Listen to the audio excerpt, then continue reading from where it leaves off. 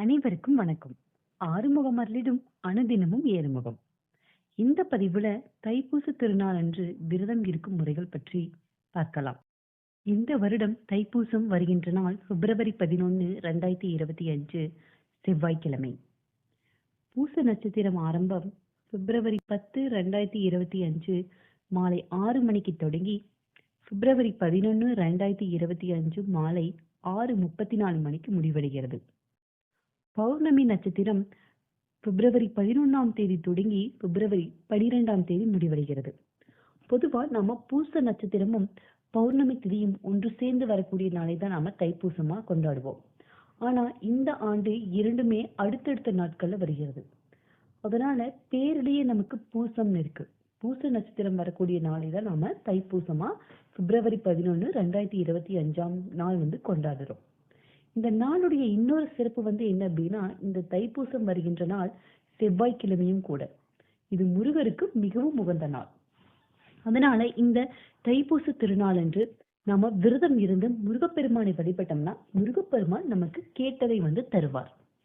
தைப்பூசத்திற்கு விரதம் இருக்கீங்க அப்படின்னா நீங்க காலையிலேயே குளிச்சுட்டு உங்க வீட்டுல இருக்கிற முருகர் போட்டோ அல்லது முருகர் சிலை இருந்தா அதுக்கு மஞ்சள் குங்குமம் எல்லாம் வச்சு பூக்களால அலங்கரிச்சுட்டு நீங்க பூஜை செஞ்சு வழிபாடு பண்ணிட்டு நீங்க உங்களுடைய விரதத்தை தொடங்கலாம். அதாவது நீங்க அந்த நாள் ஃபுல்லாவே உணவு எதுவும் சாப்பிடாம உபவாசம் இருக்கலாம்.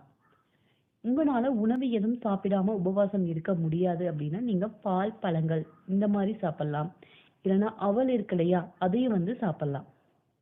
ஆனா இப்போ பிரெக்னன்டான லேடிஸ் இருப்பீங்க, இல்ல உங்களுக்கு ஏதாவது ஹெல்த் இஷ்யூ இருக்கு அப்படின்னா நீங்க கண்டிப்பா என்ன அப்படின்னா உபவாசம் இருக்கக்கூடாது.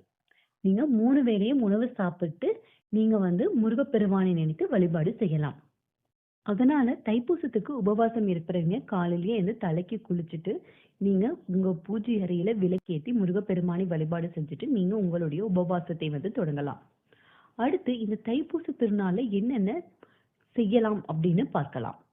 முக்கியமான ஒரு விஷயம் என்னன்னா, இந்த தைப்பூச திருநாள்ல முருகருக்கு நம்ம பால் அபிஷேகம் செய்யறது மிகவும் நல்லது.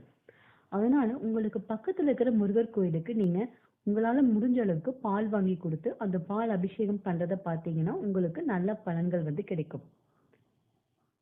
அது மட்டுமல்ல, இந்த தைப்பூச திருநாள்ல நாம பிறருக்கு அன்னதானம் செய்தோம்னா நமக்கு நல்ல பலன்கள் கிடைக்கும். நீங்க உங்களால எத்தனை பேருக்கு செய்ய முடியுமோ நீங்க அத்தனை பேருக்கு அன்னதானம் செய்யலாம்.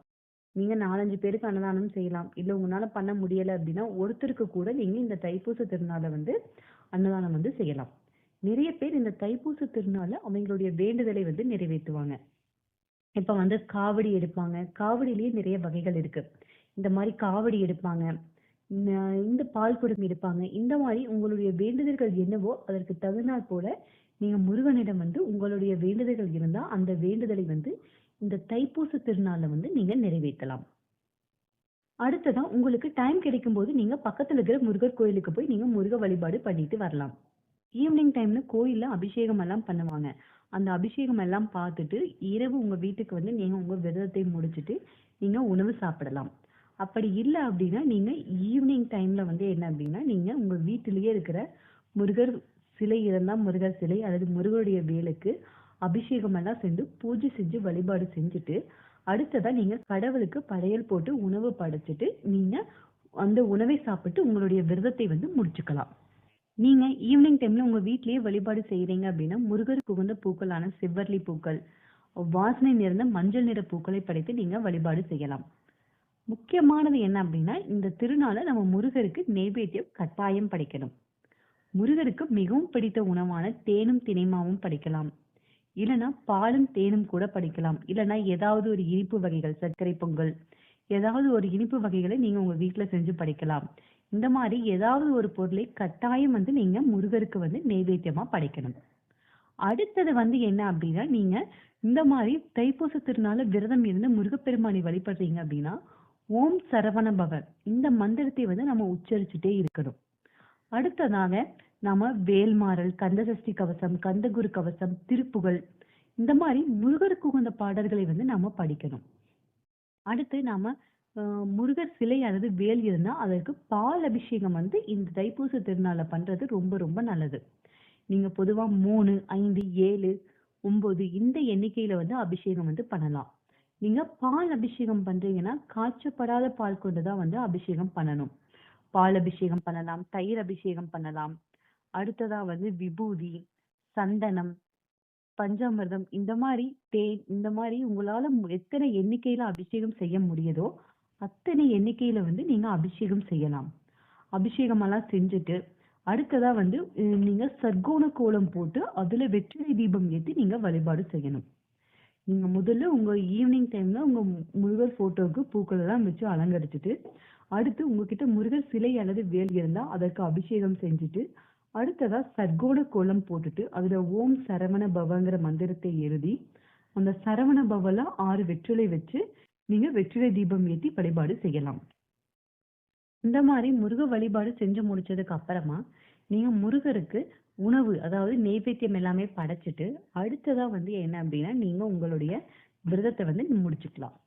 இந்த மாரி முருகருக்கு தைப்பூச விரதம் இருந்தீங்கன்னா, முருகப்பெருமான் வந்து உங்களுக்கு கேட்டதை வந்து தருவார். இப்போ உங்களால 48 நாட்கள், 21 நாட்கள், 11 நாட்கள் அல்லது 6 நாட்கள் விரதம் இருக்க முடியல அப்படின்னு நினைக்கிறவங்க, கட்டாயமா இந்த தைப்பூச திருநாள் அந்த ஒரு நாள் மட்டுமாவது விரதம் இருந்து முருகப்பெருமானுடைய அருளை வந்து நாம் அனைவரும் பெறலாம். நமக்கு என்ன வேணுமோ, நமக்கு குழந்தை வரம் வேண்டியும் இந்த தைப்பூச திருநாளுக்கு விரதம் இருக்கலாம். நல்ல திருமண வரன் அமையணும். உங்களுடைய குழந்தைகளுடைய கல்வி வந்து நல்ல முன்னேற்றம் இருக்கணும். தொழில் முன்னேற்றம் இருக்கணும்னு சொல்லி இந்த விரதத்தை நீங்க எடுக்கலாம். இந்த வீடியோ பிடிச்சிருந்தா லைக் அண்ட் சப்ஸ்கிரைப் பண்ணிக்கோங்க. தேங்க்ஸ் ஃபார் வாட்சிங்.